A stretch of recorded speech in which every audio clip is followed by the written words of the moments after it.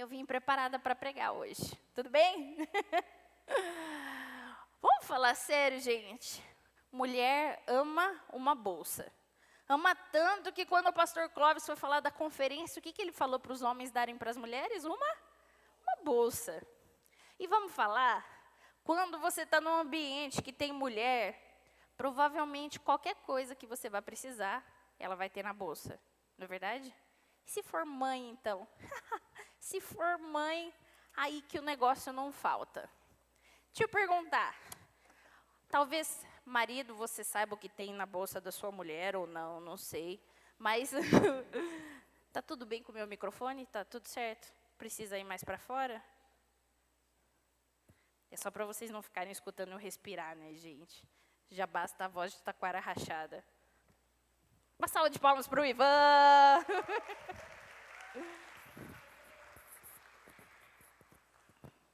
Valeu, bem melhor agora. Tem alguma mulher aqui que tem alguma coisa engraçada na bolsa? Ontem tinha uma mulher que tinha uma chave de fenda. Falei, caramba, essa aí? Não? Tem alguém aí?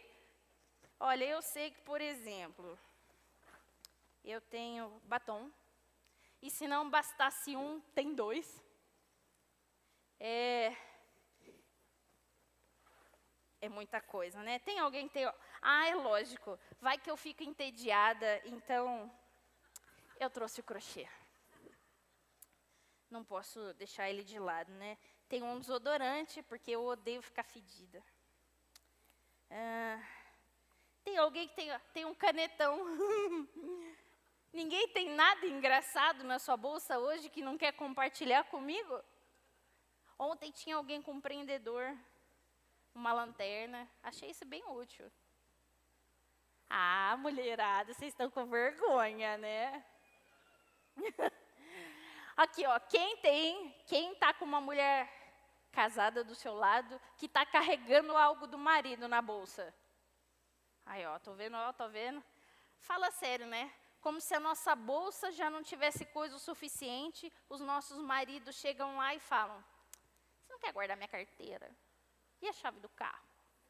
Não? Só eu? Só comigo que acontece? Conversa comigo, gente. Não, sim. Homens também, essa mensagem é para vocês, tá bom? Amém, amém. Então é isso. Ninguém tem nada engraçado na sua bolsa. Mãe, tem comida na sua bolsa? Opa! Ela tem uma escova giratória na bolsa. Essa veio preparada. Gostei, vou pegar minha mensagem, né? Essa aqui é importante. Mãe tem... Opa! Não enxergo. Que isso? Hã? Ela tem de fazer escova e ela tem de cacho. A dupla perfeita. Vocês deveriam ser amigas, depois se apresentem. É engraçado, né, gente? Talvez você seja homem e não esteja entendendo direito o negócio de bolsa. Alguns já estão fazendo assim para mim. Mas você sabe que, independente de ser homem ou mulher, nós temos uma bolsa espiritual. Que a gente carrega um monte de coisa lá dentro. Coisas boas e coisas ruins. E vocês me perdoem se eu chorar um pouquinho, mas Deus me incomodou muito a trazer essa história não só para as mulheres, mas para a igreja.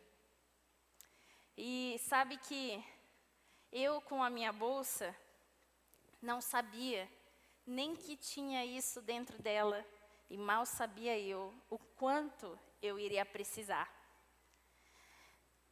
Os últimos meses, eles se mostraram ser os meses mais difíceis da minha vida. Que eu não sabia que eu ia precisar, que tinha na minha bolsa tanta força. De repente, a minha alma começou a gritar, Salmos 43.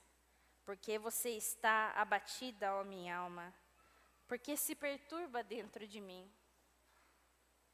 No dia 15 de janeiro desse ano, na verdade, começando desde o começo, em outubro de 2023, eu descobri que eu estava grávida.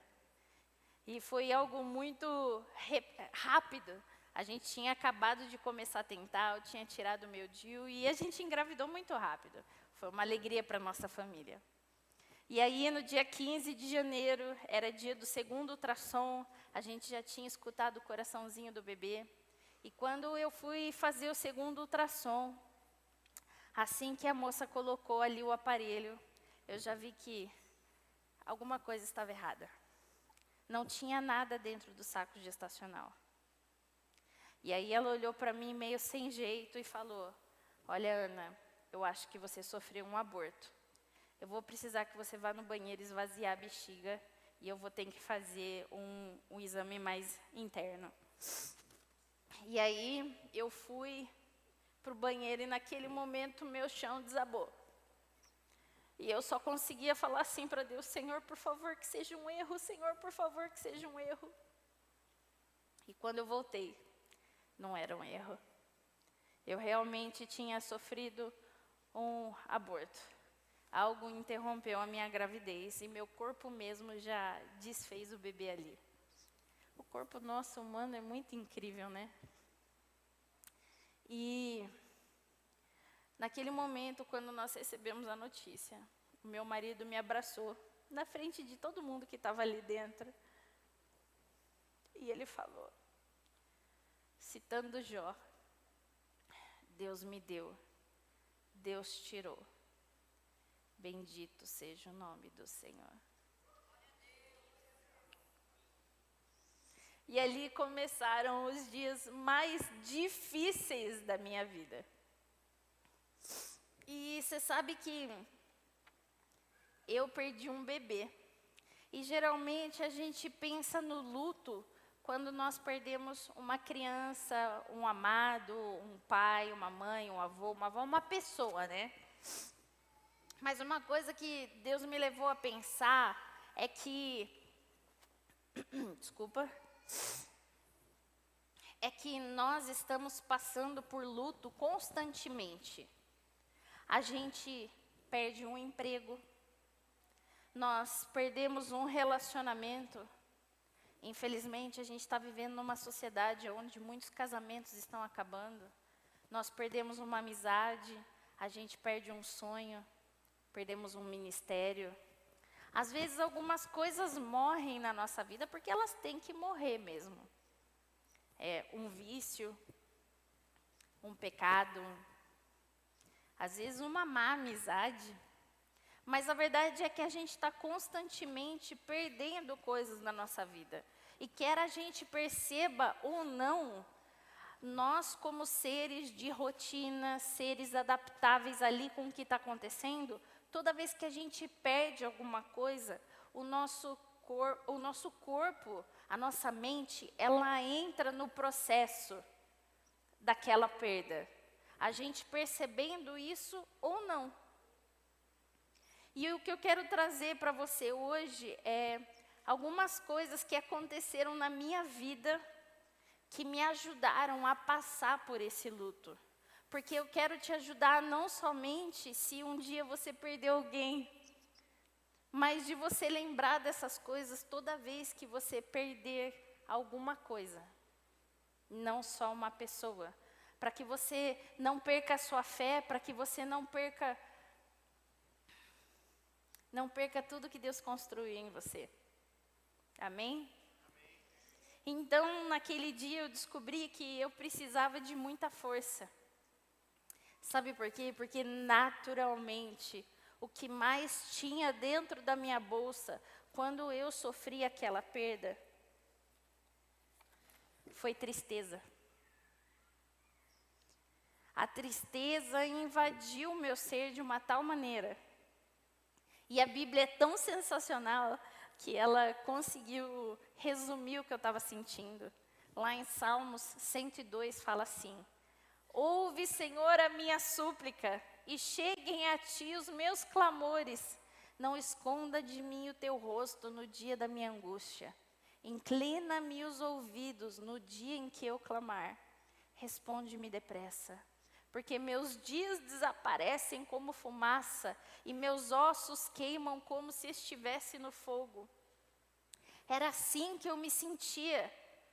A tristeza, ela tomou conta de mim, gente, de uma tal forma que eu perdi a minha criatividade. Parece que eu sempre sou uma pessoa cheia de soluções para as coisas. Eu tenho ideias muito rápido, meu cérebro funciona muito rápido. Eu não conseguia dar mais resposta para as coisas. Eu não conseguia mais decidir o que eu queria comer. Porque aquela tristeza era tão grande. E tem algumas coisas algumas atitudes que a gente precisa tomar quando essa tristeza nos invade. A primeira é estar na casa de Deus. Dia 15 de janeiro, era o último dia da campanha. Não tinha lugar melhor que eu podia estar, a não ser na presença de Deus. E nós precisamos aprender que quando nós perdemos, quando nós estamos passando pelo luto, que nós precisamos nos cercar de pessoas. Aquelas pessoas que vão ser a nossa força, que vão nos lembrar que existe uma situação fora da nossa tristeza. E eu não consigo expressar para você o quanto eu sou grata por essa igreja e por essa família. Do tanto de apoio que nós recebemos. Não sei se fizeram isso pensando, mas a minha linguagem de amor é presentes. E o tanto que eu recebi de chocolate, de cesta, de cartinhas, pessoas nos dizendo que nos amavam e que Jesus era a nossa força. E parece que assim, elas sentiam o dia que a gente precisava. Porque assim, do nada a nossa campainha tocava e era uma encomenda. E a gente lia aquilo em lágrimas e sentíamos o conforto do Espírito Santo. Você precisa estar cercado de pessoas que vão te ajudar nesse momento. E não só isso, você precisa saber que nesses momentos está tudo bem você se retirar e você não estar com todos. Quando João Batista morreu, a Bíblia fala que Jesus ficou triste e se retirou no deserto para orar. Sabe que Jesus, nos deu o exemplo que quando você está triste, se retire para ficar na presença de Deus. Por tantos momentos, eu ia para a presença de Deus e falava: Senhor, eu não consigo ler a Bíblia. Senhor, eu não sei o que te falar, eu estou sem palavras. Então eu só vou ficar aqui com o Senhor, quietinha. E você sabe que esses foram momentos tão preciosos, porque a presença dele me invadia de uma tal maneira, que era tudo que eu precisava naquele momento. E sabe que estar firmada na palavra de Deus foi algo que também me sustentou tanto. Porque a gente não percebe que é nos momentos de alegria, quando nós estamos construindo um relacionamento com Deus, que eles estão nos preparando para passar pelas lutas. A Bíblia fala que no mundo nós teremos tribulações, aflições. E isso não exime você que é crente do não crente. Isso vai vir para todo mundo, porque esse mundo jaz no maligno. Então significa que você precisa dos seus tempos de alegria para se preparar quando os tempos de tristeza vierem. Se eu não tivesse firmada, outra coisa que tinha na minha bolsa, se eu não tivesse firmada na palavra de Deus, como que Deus ia falar comigo? Se tinha tanta emoção aqui dentro, eu precisava da palavra dele escrita. E era incrível. Aos dias que estavam mais difíceis, a minha leitura batia exatamente com o que eu precisava. Mas se eu não tenho esse hábito de estar na palavra de Deus, de estar na presença de Deus, a hora que a luta vier, eu não vou ter força e eu não vou saber o que fazer. Então isso aqui para mim foi essencial. E nós precisamos aprender que a gente precisa trocar a nossa tristeza em alegria. Lucas 6, 21b. Olha a promessa de Deus para nós. Bem-aventurados são vocês que agora choram, porque hão de rir. Isso aqui não é balela. Isso aqui não é promessa furada. Isso aqui é verdade. A palavra de Deus fala que Jesus não mente. E aqui está falando em Lucas 6, 21b. Bem-aventurados são vocês que choram, porque hão de rir. Deixa eu abrir um parêntese. Não engula o seu choro. Jesus promete nos mandar um consolador quando a gente chora. Se você não chora, como você vai ser consolado? E você sabe que está tudo bem sentir tristeza. Nós somos seres de emoções. Nós temos uma parte razão e uma parte emoção. Deus nos fez assim. O problema é o tempo que a gente permite estar nessa tristeza. E eu vou te falar, gente, eu lembro que mais ou menos um mês e pouco atrás, eu perdi uma amizade, eu perdi um relacionamento. E eu sentia que alguém tinha morrido, não é verdade? E nós precisamos tomar muito cuidado quanto tempo nós nos permitimos estar de luto. É por isso que Jesus deixou esse ensinamento. Bem-aventurados são vocês que agora choram, porque vocês hão de rir. A palavra bem-aventurado no grego, ela é makarios. E é muito interessante, porque essa palavra ela foi inventada na época de Alexandrino, na Grécia. Presta atenção nisso. E olha só, vou até ler para eu não errar. Significa estar tão feliz que as circunstâncias, seja a morte ou qualquer outra coisa, não podem tocá-la. De tão profundo que essa palavra, Jesus foi lá e colocou, Macários. São vocês que agora choram. A tradução ao pé da letra dessa palavra é imensamente felizes. Imensamente felizes são vocês que choram, porque hão de rir. Jesus nos promete que se nós dermos espaço em meio à nossa tristeza, Ele nos dará alegria. E eu vou te falar que isso é tão forte,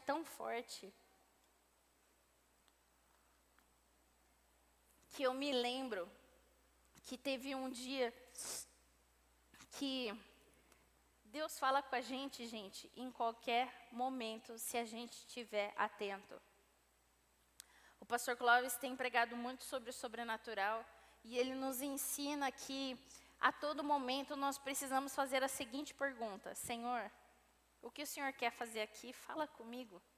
Nós precisamos lembrar que esse mundo, gente, por mais que a gente viva no natural, o mundo espiritual, ele paira sobre nós. O que é sobrenatural? É algo que é além do natural. Então Deus opera no natural e no sobrenatural. Para eu enxergar o sobrenatural, eu preciso estar consciente desse mundo espiritual. Para eu enxergar além do que os nossos olhos veem. Então eu sempre era muito interessante, quando Deus não falava comigo na Bíblia, Ele falava num livro que eu estava lendo. Alguma pessoa parecia que sabia exatamente pelo que eu estava passando, o que eu estava sentindo, e ela vinha e abençoava a minha vida. E aí então teve esse dia que eu estava lendo o livro, e era um dia que eu estava bem para baixo, sabe?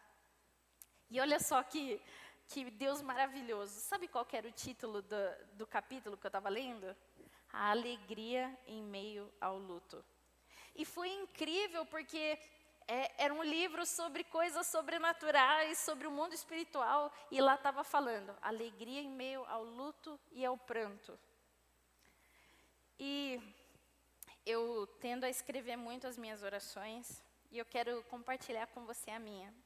No dia 27 de fevereiro, eu copiei os versículos que estavam naquele capítulo. E olha só, Salmos 30, 11. Eu pedi para não colocar na tela, porque eu quero que você fixe bem o que eu estou falando. Olha só, Salmos 30, 11.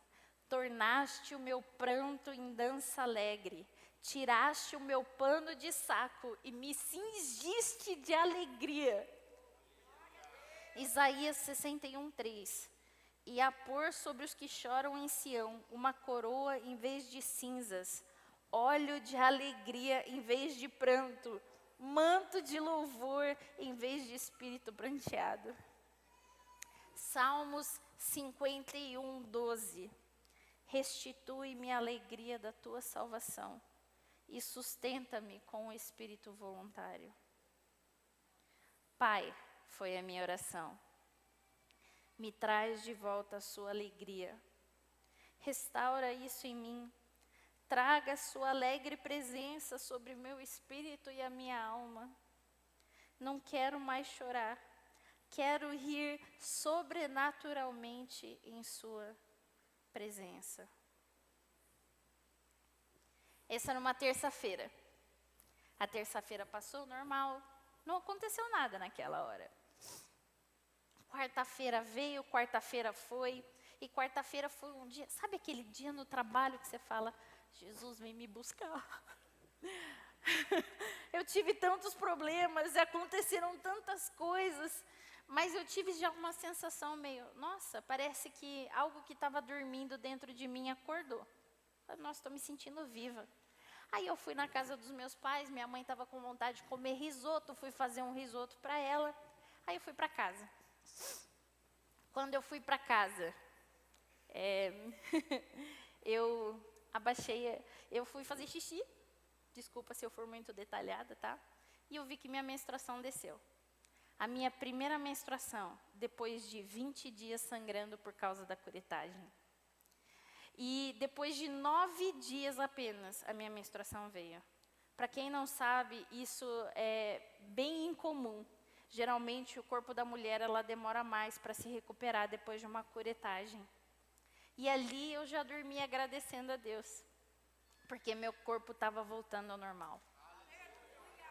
E aí eu dormi, gente, dormi agradecendo a Deus. No dia seguinte eu fui treinar, porque eu estou cuidando do meu corpo. E aí eu fui tomar banho, cheguei do treino, fui tomar banho. E, gente, eu estava no ordinário, estava lavando o cabelo. E, de repente, do nada, uma chuva de alegria me envolveu. Parece que eu fui batizada com alegria. E aquilo foi tão poderoso que eu comecei a ter ideias aleatórias. Aleatórias, tipo assim, nossa, o Elas podia fazer não sei o que lá, vou fazer isso na comunicação. Cara, a Páscoa está para acontecer, podia fazer isso e aquilo. E de repente eu comecei a ter uma chuva de ideias. E não só isso. Eu preciso abrir meu coração aqui para você. Quando eu perdi o nosso filho, o diabo falava tantas mentiras na minha cabeça, que eu comecei a pensar, e se minha irmã engravidar? Ela vai dar o primeiro neto e não eu? E aquilo começou a me corroer. E, gente, naquela hora que a alegria me invadiu, eu comecei a ficar alegre pela gravidez da minha irmã. Eu comecei a regozijar, eu comecei a celebrar o fato de que minha irmã poderia ter um filho primeiro do que eu. Deixa eu só deixar registrado, a Beli não está grávida, tá bom? Mas parece que eu comecei, aquilo que o diabo estava colocando na minha cabeça para me corroer, Deus veio e curou e reverteu. Quando nós somos enchidos, preenchidos com a alegria do Senhor, Ele vem, Ele cura, Ele restaura. Tudo aquilo que o inimigo estava tentando colocar na sua cabeça, cai por terra. Porque Jesus passa a valer muito mais do que 10 filhos. Passa a valer muito mais do que o marido, passa a valer muito mais do que o emprego, passa a valer muito mais do que uma promoção, passa a valer muito mais do que bens materiais, porque a gente entende que se Ele é o nosso provedor, se Ele cuida da nossa vida, independente do que Ele permitiu que acontecesse, Ele vai sempre ser a nossa alegria. E uma das coisas que podem nos ajudar a cultivar essa alegria é a gratidão. Sabe, eu estava em meio àquele turbilhão, mas eu sempre aprendi o valor da gratidão.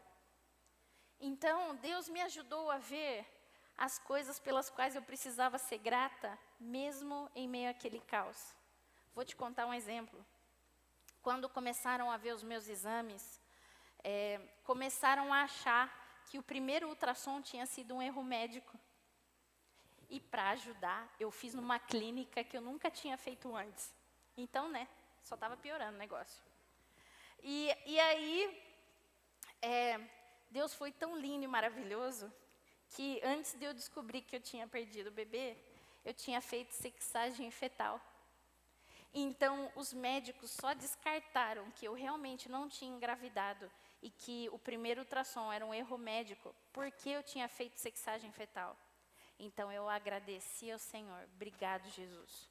Porque apesar de doer, eu sabia o que era o meu filho, o Senhor permitiu que eu fizesse essa sexagem. Porque o Senhor saberia como eu me sentiria se eu soubesse que eu não tinha engravidado de verdade. Eu aprendi a ser grata por aquilo. Eu aprendi a ser grata pela minha primeira menstruação. Apesar de isso significar que eu realmente não tinha mais nada aqui dentro. Eu aprendi a ser grata porque eu precisei fazer curetagem. Porque a minha médica falou, se você quiser começar a saber o porquê que você perdeu seu bebê, você pode fazer alguns exames, mas eles são muito caros. E um dos exames que você pode fazer é a biópsia do saco gestacional quando ele sair. E lá vai eu olhar as contas e a gente fica meio assim, E quando eu resolvi fazer a curetagem, eu não sabia que o hospital é obrigado a fazer biópsia de tudo que sai de você, sem te cobrar nada. Então, eu consegui a biópsia do meu saco gestacional e não paguei 1 centavo. Além do que eu já pago do plano, que não é barato. Mas eu aprendi a ser grata, porque tinha um hospital que podia cuidar de mim e fazer uma biópsia do meu saco gestacional. Você sabe que você encontrar pontos positivos em meio à sua luta, eles te ajudam a trazer alegria e a você enxergar o cuidado de Deus. Então, nós precisamos aprender a ser grato, mesmo quando as coisas não parecem bacanas no nosso lado. Talvez você possa aprender a ser grato, que talvez você tenha perdido um emprego, mas a sua família continua comendo. Você precisa aprender a ser grato, que se você perdeu algo que você não queria perder, a sua família continua de pé. Que você tem ar para respirar. Lembra na época do Covid, que a galera começou a falar assim, eu nunca pensei que eu poderia ser grato, porque eu consigo respirar oxigênio. Nós esquecemos dessas coisas. Nós precisamos aprender a ser gratos, porque a gente tem uma cama, a gente tem um chuveiro, que a gente pode estar aqui na igreja, que apesar da gente não ter um carro, tem uma igreja maravilhosa que traz a gente de ônibus, que pode estar calor lá fora, que tem um ar-condicionado, que a cadeira é estofada. Nós esquecemos das pequenas coisas. Nós precisamos aprender a ser mais gratos para que a alegria possa ser remexida no nosso coração. A gente pare de olhar para o negativo e comece a olhar para Deus e para tudo de bom que Ele faz na nossa vida, independente do nosso caos. Uma outra coisa que é muito comum que a gente coloca na nossa bolsa também. Vou pegar aqui.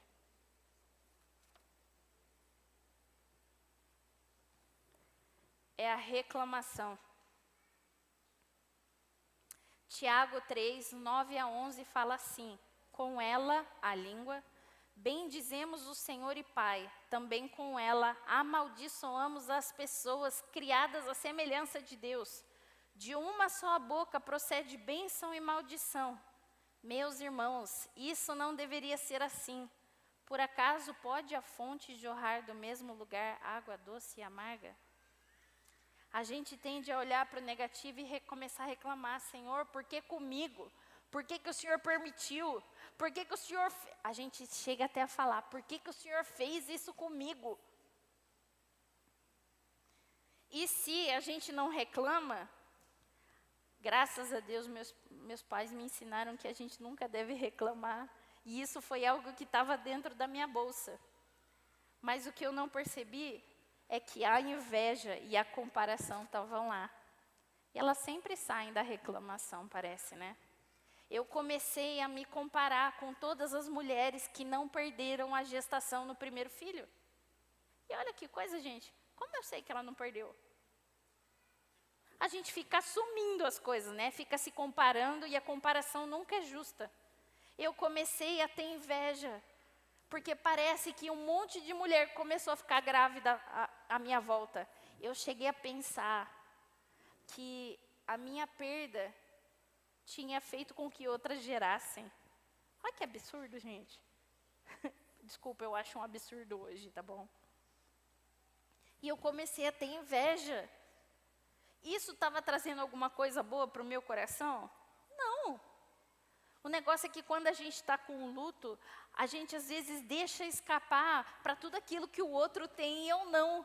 Só que eu esqueço que Deus que está no comando da minha vida, Ele sabe o que é melhor para mim.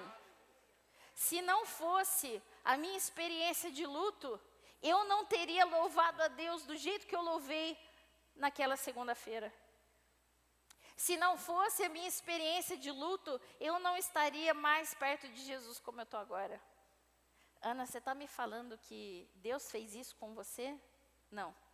Eu estou falando que se a palavra de Deus diz que todas as coisas cooperam para o bem daqueles que o amam, é que se uma coisinha de todas é retirada, não é mais todas.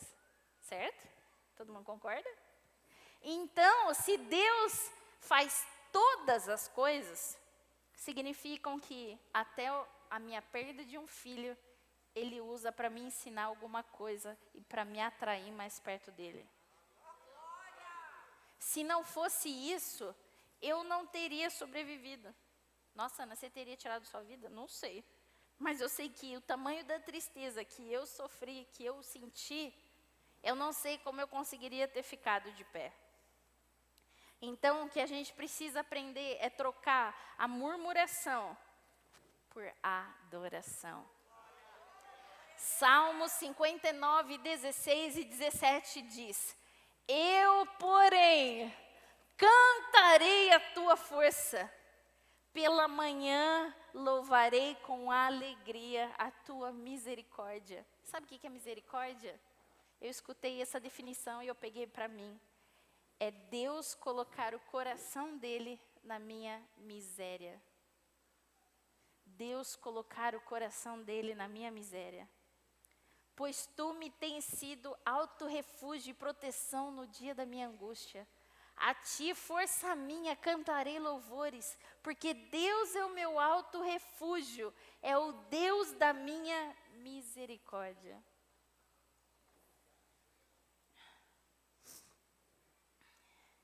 Eu adorei a Deus com todo o meu ser, com tudo que eu tinha.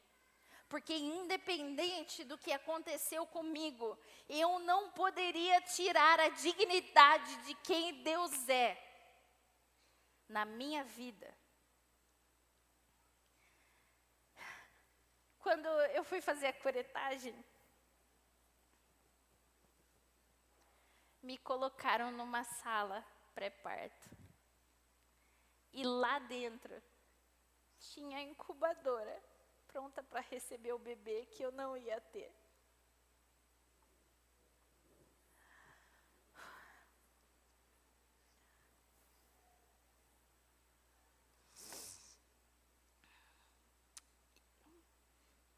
E ali, no primeiro momento, eu entrei sozinha, meu esposo estava sendo alocado para lá ainda. E eu lembro que eu me desabei a chorar. E eu chorei, chorei, chorei na presença de Deus e falava: Senhor, me dá forças. E aí, eles começaram o procedimento, e antes de eu entrar para a sala cirúrgica, eu cantei assim: estou aqui, tudo que sou, toda a dor que eu estava sentindo naquele momento, eu entrego hoje aos pés do meu Senhor. E eles me levaram para a ala cirúrgica, que a gente fica nervoso, vai receber anestesia, a gente não tem controle de nada. Então eu comecei a orar em línguas, e em paz eu fechei meus olhos e entreguei a minha vida nas mãos de Deus.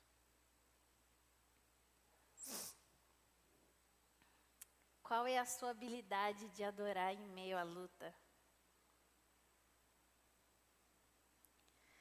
Em um dos momentos em que eu estava passando por essa fase também, eu lembro que teve um dia que eu estava muito mal, muito mal, muito mal. E o meu maravilhoso marido, em sabedoria, pegou o violão. E a gente fez da nossa casa um ambiente de adoração. E ali a canção que vinha ao meu coração foi: Tu és soberano sobre a terra, sobre os céus, Tu és Senhor absoluto. Naquele momento, Deus falou comigo: eu sou soberano, eu sei de tudo. E uma paz invadiu meu coração, porque talvez eu não descobrisse o porquê que eu tinha perdido meu bebê e porquê que eu estava passando por aquilo. Mas eu sabia que tinha uma pessoa que sabia. E como essa pessoa era o dono da minha vida, era aquele que me amava mais que tudo, que tinha dado seu único filho em meu favor, que queria passar a eternidade comigo, e que sabia de cada detalhe que estava ali presente, isso era o suficiente. A única pessoa que sabia era a única pessoa que precisava saber: meu Deus. E a minha função, o meu papel foi sempre adorá-lo, independente das circunstâncias. Isso me fez mais forte. Isso me fez entender que Deus é meu Deus de verdade. Quem é Deus para você? Talvez em meio às suas lutas você pense: não, agora eu não vou para a igreja, eu não vou dizimar, eu não vou ofertar, porque você sabe que dízimo é dizer que Deus é seu Deus, né? Não o dinheiro. Eu não vou adorar porque Ele é digno, olha o que está acontecendo na minha vida, e Ele é digno. Como assim? Ele continua sendo digno, Ele continua sendo Deus. É que a gente é tão imaturo e tão cabeça oca, que a gente não entende que Deus faz as coisas para o nosso bem. É muito mais fácil a gente ficar negativo, é muito mais fácil a gente fechar a boca. Quer dizer, a gente abrir a boca para o mal. Ou simplesmente fechar e não adorar. E aí, quando chega assim a crise, você sabe que Deus está sempre nos preparando, está sempre tentando nos deixar o mais fortes possíveis.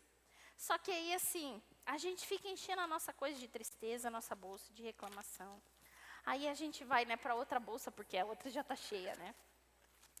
Aí a gente vai olhar, está cheio de coisa, está cheio de tralha, está cheio de coisa ruim.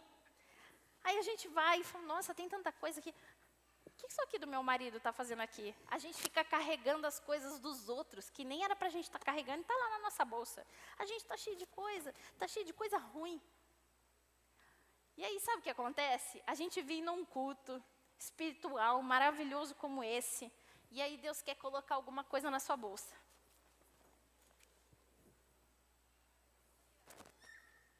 Ele quer colocar dons, Ele quer despertar os seus frutos do Espírito.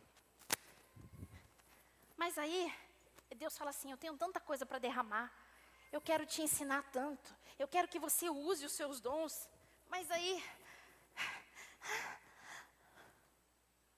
não cabe. Ana, eu quero derramar mais coisa na sua vida, mas eu estou vendo que a sua bolsa está meio cheia, né? Não cabe dons aqui dentro. Você está tão cheio de egocentrismo. Você está tão cheio de reclamação. Você está tão focado nas coisinhas pequenas que estão acontecendo na sua vida que você não está vendo eu agir. Você está tão pesado com as coisas que você perdeu e achou que era seu, que eu não consigo derramar mais nada. E aí as circunstâncias vêm e acontecem, e você vai lá e vai procurar. Cadê o fruto do Espírito? Não, isso aqui não é. Isso aqui também não é. Cadê? Cadê os dons? Eu estou vendo que aquela pessoa está precisando de cura, mas eu não tenho fé. Eu nem sei mais quem Deus é na minha vida, porque eu estou tão engolido por tudo de ruim que está acontecendo na minha vida. Nós precisamos entender que ou a gente constrói, que na verdade assim, a gente está sempre construindo alguma coisa. Só que você precisa ter a noção se você vai ser intencional ou vai deixar que o diabo construa para você. Porque se você não vai construir, outra pessoa vai, né? Se você não vai permitir que Deus construa as coisas na sua vida, o diabo vai. E a minha pergunta é, do que você está enchendo a sua bolsa? Eu não estou aqui para me exaltar, para falar de como eu sou espiritual. Eu estou aqui para te dizer que se não tivesse adoração na minha vida, eu não estava aqui de pé te contando que eu estou mais perto de Deus. Se não tivesse adoração e palavra na minha vida, se eu não fosse dependente da presença de Deus, eu teria me afundado em depressão.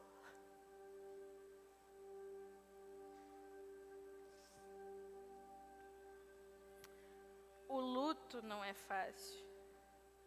Perder algo que era tão precioso para você, seja o que for, não é fácil.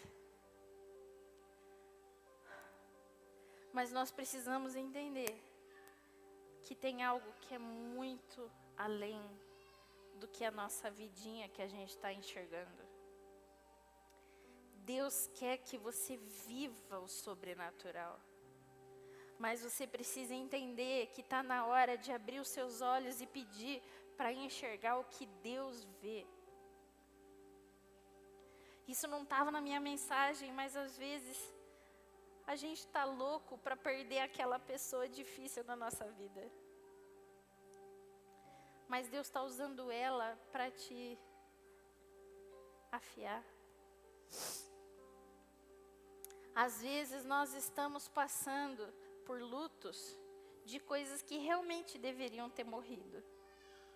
Mas a gente não consegue se perdoar porque um dia elas viveram.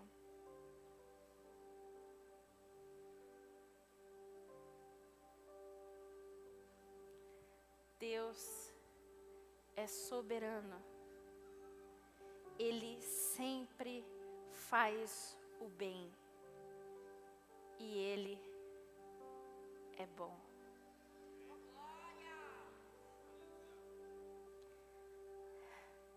Todas as vezes que a bondade de Deus cantava na igreja, porque começou a cantar, e ela cantava muito, eu obrigava o meu cérebro a cantar, para dizer que Deus era bom, independente da minha dor. Que Deus era bom, independente das minhas lutas. Está na hora de levantar uma igreja madura, que entende e confia num Deus que sabe de todas as coisas. E que por mais que eu não entenda, é para o meu bem. E se mesmo que a situação pareça que não é para o meu bem, Ele vai tornar para o bem. Ele transformou a minha dor em testemunho para você aqui hoje. e de mesmo que eu ainda não carregue um filho no ventre, a minha fé de que ele pode gerar não mudou. A minha fé de que um bebê vai vingar não mudou. A minha fé de que Deus é bom e Ele sempre faz o bem não mudou. A minha capacidade de adorá-lo mudou. É muito mais forte hoje.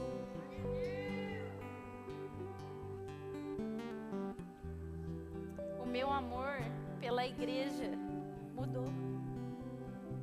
É muito maior hoje, porque vocês me amaram no meio da minha dor. O meu casamento é mais forte, porque nós ficamos firmados no cordão de 3 dobras, que nunca falha.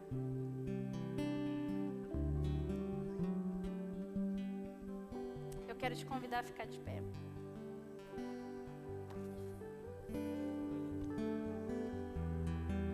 E eu quero te perguntar, primeiro, que dor de luto você tem passado?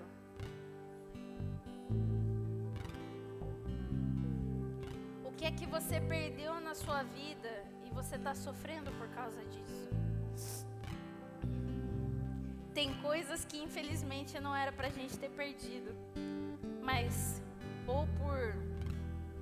ou porque a gente tomou uma decisão errada, não perguntou para Deus, ou porque simplesmente aconteceu, a gente está sofrendo. Ou porque coisas que realmente eram para ter morrido, mas a gente não enxerga que era para ter morrido e a gente está sofrendo. Ou simplesmente porque é um natural da vida, você perdeu e você está sofrendo. Eu quero te convidar, se você é essa pessoa, por favor, todos fechem os olhos para a gente dar espaço. Que se você é essa pessoa que tem sofrido por coisas ou pessoas que morreram na sua vida, e você está sofrendo essa dor, por favor, levante a sua mão.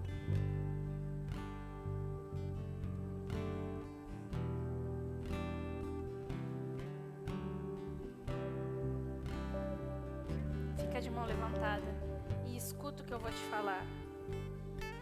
Deus está dizendo: eu te vejo.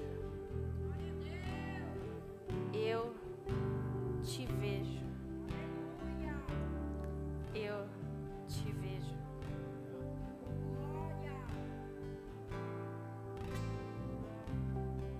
Levanta suas 2 mãos para o céu agora. Senhor, o Senhor vê essa pessoa que está passando por luto. E eu te peço, encha com alegria. Alegria que vem do Senhor, alegria que vem do céu. Que ela saiba que ela pode rir do futuro sem temer, porque o Senhor é o Deus do futuro. Encha, encha, encha de alegria.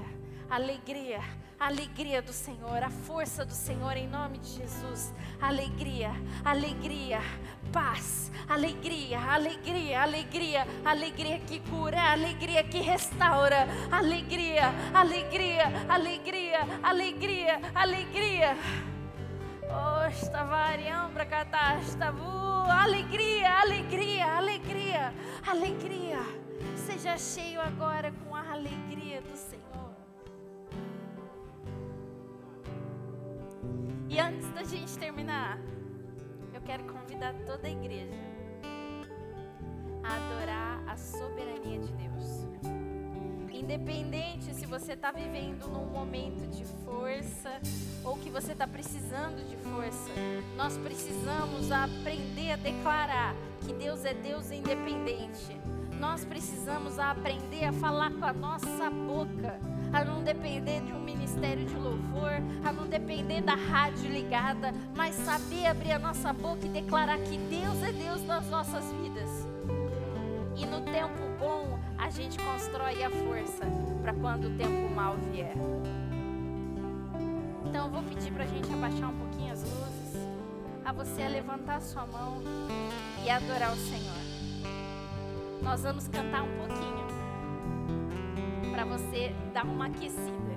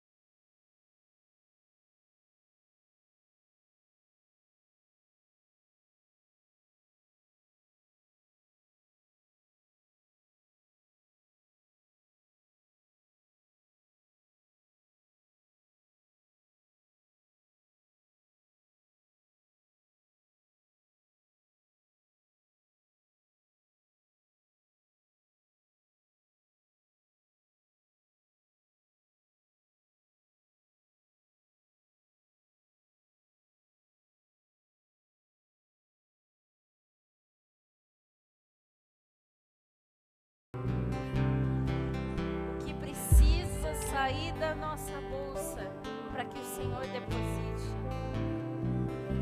Ensina-nos, Senhor, a te adorar. Ensina-nos, Senhor, a invocar a tua santa presença. Seja na igreja, no meu quarto, no trabalho. Ensina-me, Senhor, a buscar sabedoria da minha bolsa e não palavras que saem ao léu. Ensina-me a trocar a tristeza pela alegria. Ensina-me a trocar a murmuração pela adoração. Abre os meus olhos para que eu enxergue o sobrenatural. E isso não fique só comigo, mas abençoe as pessoas que estão à minha volta. Porque nada do que o Senhor nos dá para colocar na nossa bolsa é só para nós. Senhor, nos ensina, nos amadurece, para que nós saiamos do nosso estado de mimimi e entremos para o lugar de eu confio no Senhor. Que nós possamos entrar na posição de que o Senhor é Deus das nossas vidas, independente da tribulação, independente da aflição, independente do que eu perdi, que achei que era para ser meu. O Senhor é Pai. E Tu, somente Tu, sabe dar boas coisas a nós, seus filhos.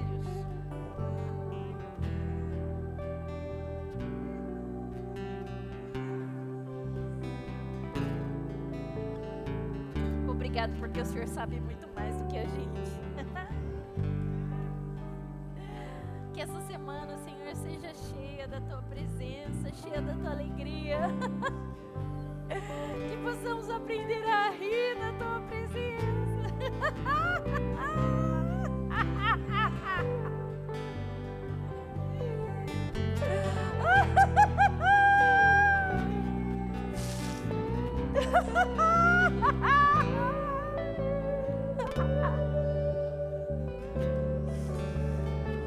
Ensina-nos a rir em meio ao caos.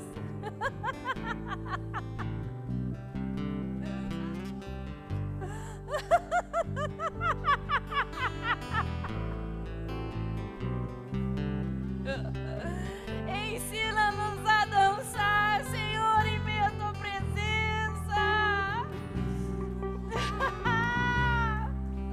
Põe em nossos lábios, Senhor, uma canção.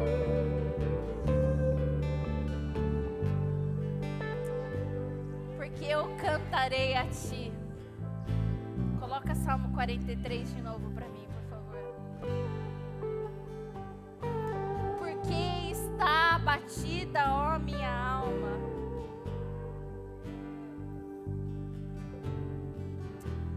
Ele continua assim o Salmo. Espere em Deus, pois ainda o louvarei, a Ele, meu auxílio e Deus meu.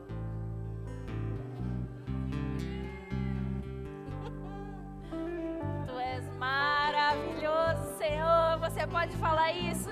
Tu és maravilhoso, Senhor. Aleluia, aleluia, aleluia. Aleluia, aleluia, aleluia. Tu és maravilhoso, Senhor. Eu cantarei a Ti para sempre, sempre. Para sempre, sempre. Tu és maravilhoso, Senhor. Aleluia, aleluia, aleluia.